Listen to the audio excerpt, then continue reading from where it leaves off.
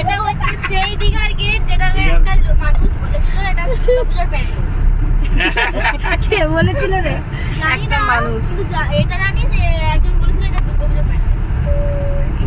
দিন পর চলে এলাম আমরা সমুদ্রে স্নান করতে, বল দাদা। একদম একদম ফুল মস্তি।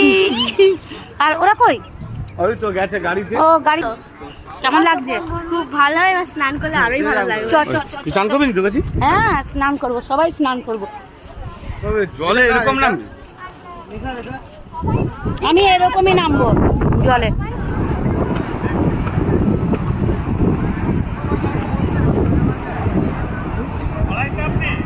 হ্যাঁ তুই চাপ।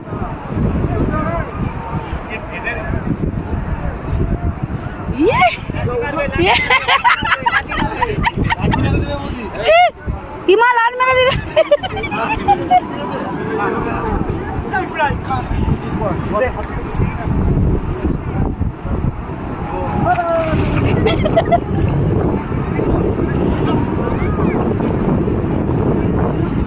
এই অঙ্কিতা ওই দেখ।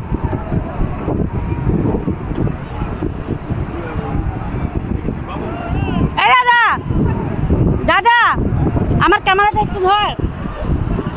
এই যে আমাদের দুজন। বাবু বাবু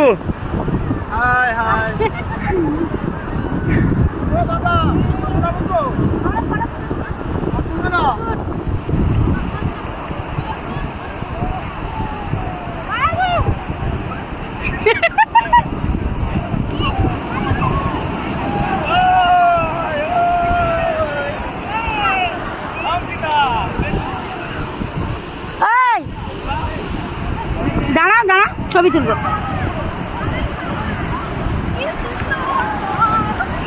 এদিকে এদিকে এদিকে টাকা, এদিকে ঘুরো। হাত দিয়ে ঘোরা নাই ব্যস্ততা। ছবি তুলে নিয়েছি।